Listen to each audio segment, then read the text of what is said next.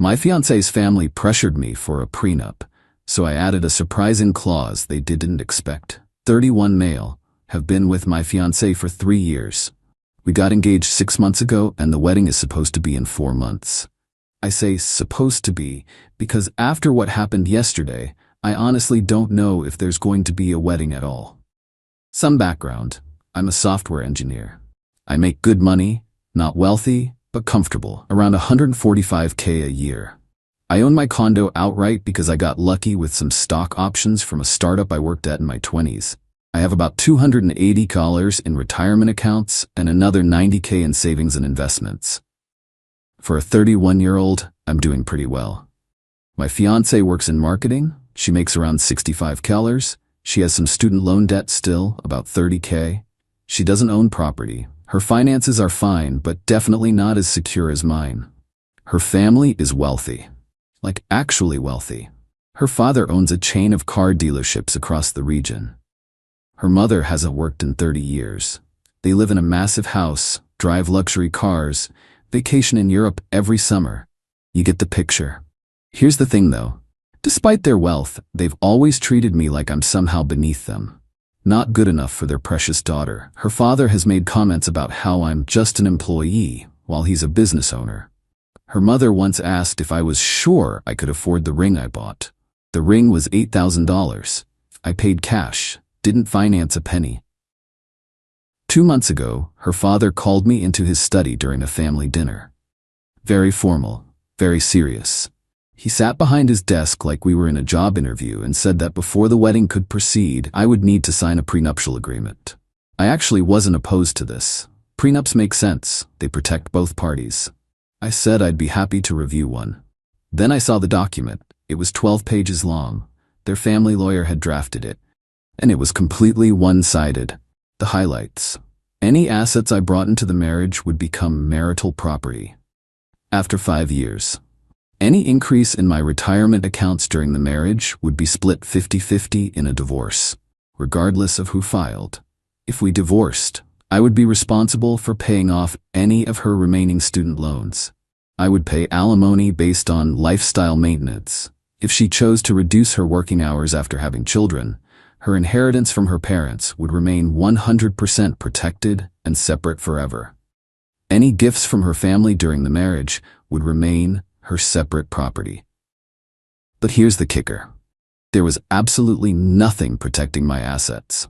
Nothing about what happens if she cheats. Nothing about her behavior at all. It was entirely designed to funnel my money to her while protecting everything on their side. I asked her father why the agreement was so one-sided. He looked at me like I was slow.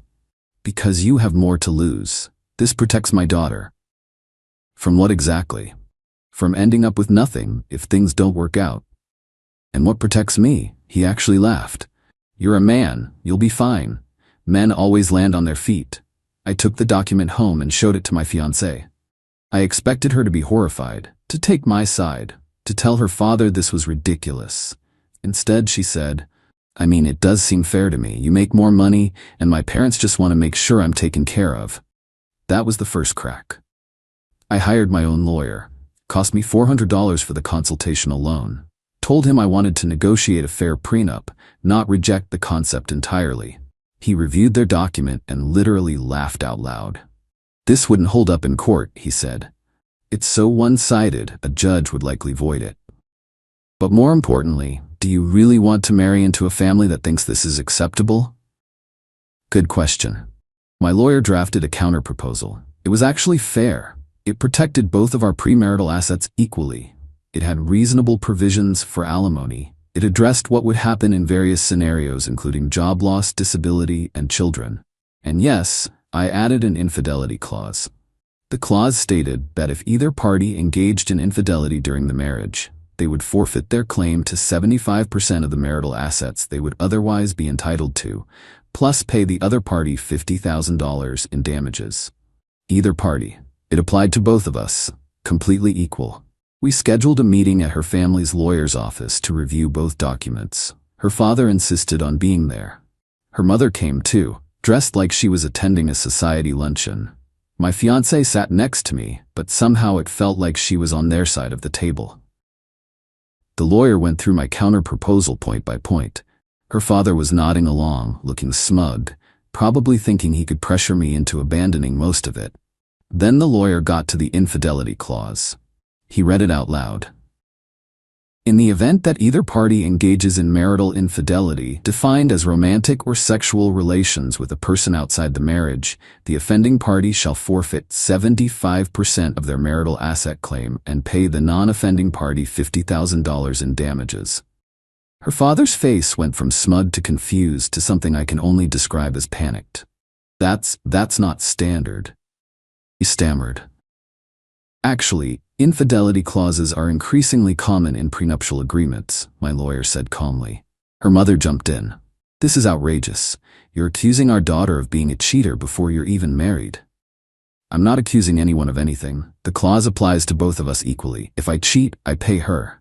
If she cheats, she pays me. Fair is fair." My fiancée was staring at the table. Not at me. Not at her parents. Just at the table. Her father stood up so fast his chair scraped against the floor. "We're not signing this. This is insulting to our family." "Then, I guess there's no prenup," I said. "Which means there's no wedding, because you made the prenup a condition of the wedding, remember?" The room went silent. My fiancée finally looked at me. "Can we talk privately?" We stepped into the hallway. "Why would you put that in there?" she asked. "Why wouldn't I? You want me to protect you financially. I want to protect myself from betrayal. Both are reasonable. But it makes it seem like you don't trust me." "Your father's prenup made it seem like you don't trust me. Actually, it made it seem like you expect me to fail. Where was your concern about trust then?" She didn't have an answer. We went back into the room. Her father had apparently been conferring with the lawyer because he immediately said, "We need time to review this. We'll reconvene next week." That was yesterday. My fiancée barely spoke to me on the drive home. She went to bed early. This morning she left for work without saying goodbye. Her mother has already texted me 3 times, calling me controlling and paranoid and saying I've shown my true colors. I don't know what's going to happen. Part of me thinks this is the end. Part of me thinks this was a necessary test that revealed something important. What I do know is that I'm not signing their one-sided agreement. And I'm not removing the infidelity clause from mine. If that makes me the bad guy, so be it. Update 6 days later. So a lot has happened since my original post. Thank you to everyone who said I wasn't crazy. I needed that validation more than you know. The day after I posted, my fiancé came home from work and we had a real conversation. Not an argument, an actual adult conversation for once. She admitted that she hadn't really read her father's prenup before they presented it to me. She just trusted that it was standard. When I showed her specific clauses and explained how one-sided they were, she seemed genuinely surprised. "I didn't realize it was that bad," she said. "My dad said it was just to protect both of us." "Did you read the part where my condo becomes marital property after 5 years, but your inheritance stays protected forever?" She hadn't. We talked for hours. By the end, she agreed that her father's prenup was unfair and that my counterproposal was actually reasonable. She said she'd talk to her parents and get them to calm down. I thought things were looking up. Then her father got involved again. Instead of calling me directly like a normal person, he went behind my back. He started calling my parents, telling them that I was being difficult and sabotaging the wedding and that I had trust issues that were going to ruin their daughter's life. My mom called me confused and worried. "Is everything okay?" Her father said, "You're refusing to sign legal documents and threatening to call off the wedding?" I had to explain the entire situation from scratch. My mom, bless her, immediately understood. "So he wants you to sign something that only protects her, and when you asked for equal protection, suddenly you're the problem?" Exactly. But her father wasn't done. He showed up at my condo, unannounced, on a Tuesday evening. Just rang the doorbell like we were old golf buddies. My fiancé wasn't home yet. It was just him and me. "I think we got off on the wrong foot," he said, trying to sound friendly. "I think you tried to get me to sign a document that would have financially destroyed me in a divorce." "That's not.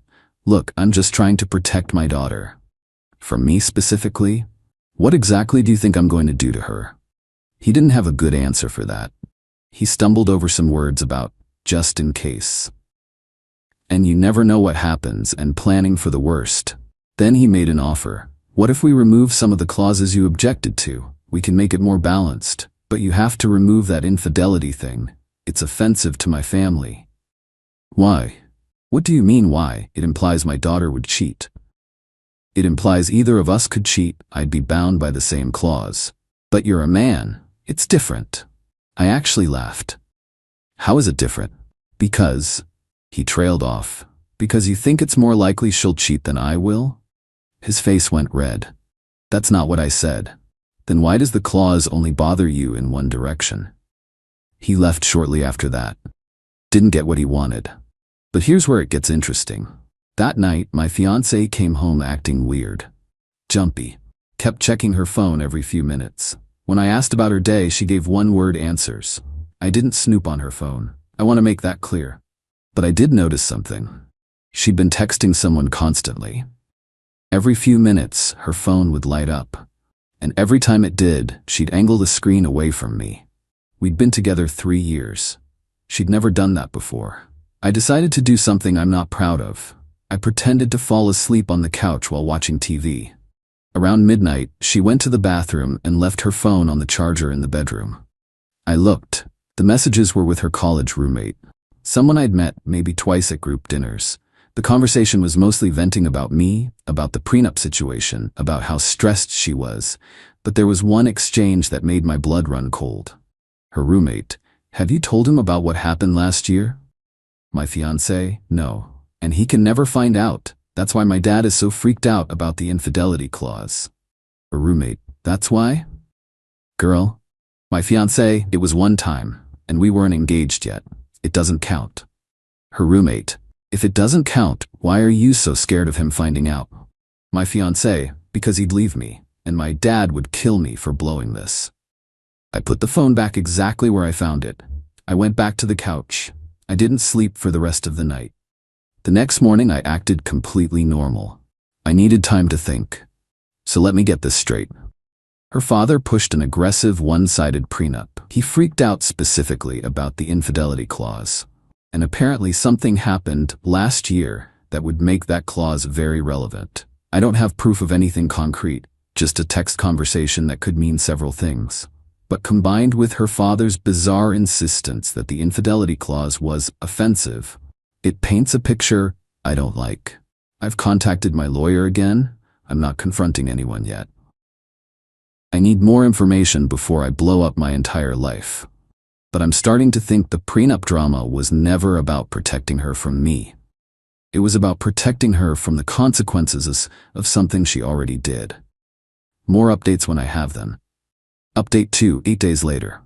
Alright, here's everything. It's been over a week of hell, but I finally have the full picture, and this chapter is closed. After seeing those texts, I knew I needed more information before making any moves. I couldn't just accuse my fiancé of cheating based on a vague message about what happened last year. So I did some digging. Not proud of all of it, but here we are. First, I casually asked my fiancé about that time frame. "Hey, remember last spring when you went to that conference in March? That was right before my birthday. Right?" She got tense immediately. "Yeah, why?" "Just trying to remember the timeline of things. Feels like so long ago." It was boring. Nothing memorable happened. Okay, I remembered that conference. She'd been gone for 4 days. She came back acting distant for about 2 weeks afterward. At the time, I thought she was just tired from travel and readjusting. Now I was reconsidering every detail. Here's what I did next. I reached out to the college roommate directly. We're connected on social media from when my fiancé added everyone at her birthday 2 years ago. I sent her a casual message saying I was planning a surprise party for my fiancé's upcoming birthday and wanted to make sure I didn't schedule it during any times she might be traveling for work. Totally innocent question. Her response told me everything I needed to know. "Oh, that's so sweet. She's been so stressed about the wedding stuff lately. After everything that happened at that conference last year, she deserves something nice." After everything that happened at the conference, I pressed a little. "Yeah, she mentioned that trip was rough. Work drama?" Lol, no, it wasn't work drama. I can't believe she told you about that though. She didn't really give details. Yeah, well, it was a whole thing. Her ex showing up at the same hotel, them catching up all weekend. I told her she should have never gone to his room, but you know how she is when she's been drinking. Anyway, I'm sure that's all ancient history now since you guys worked through it. I didn't respond after that. So, my fiancée cheated on me, at a conference, with her ex, all weekend, and her father knew about it. That's why he was so adamant about the infidelity clause being removed. He knew that if we got married and I ever found out, I'd have legal recourse to protect myself. The entire prenup ambush wasn't about protecting her financially. It was about making sure I couldn't touch their precious money if I discovered what she did and divorced her for it. I sat with this information for 2 days. Didn't confront anyone. Didn't change my behavior. Just processed and planned. Then I made my move. I contacted my lawyer and told him everything. He said the prenup was basically dead anyway, since they refused to sign my version, but that I should document everything in case the relationship ended badly and they tried to come after me for anything. I scheduled another meeting at the family lawyer's office. Told my fiancée it was to work things out and find a compromise everyone could live with. She seemed relieved. Her father was practically giddy when he heard. The meeting was 3 days ago. We sat in the same conference room as before. Her parents, her, me, both lawyers. Same seating arrangement. Her father had this satisfied look like he'd finally won. He started immediately. I'm glad you came to your senses. My lawyer has prepared a revised version that should work for everyone. The new prenup had removed some of the more egregious clauses, but still didn't have an infidelity provision. Still one-sided? Just less obviously so. I let the lawyer read through the whole thing. All 12 pages of the revised version. When he finished, everyone looked at me expectantly. Before I respond to this, I said calmly, I have a question. Of course, her father said, all smiles now. What happened at the conference last March? The room went dead silent. My fiancée's face drained of color. Her mother's smile froze. Her father's eyes went wide. I don't know what you're talking about, my fiancée said quickly. Really? Because your college roommate seemed to think it was common knowledge. Something about your ex showing up at the same hotel? You spending the weekend in his room? Ringing any bells? Her father stood up. This meeting is over. No, I think this meeting is just getting started.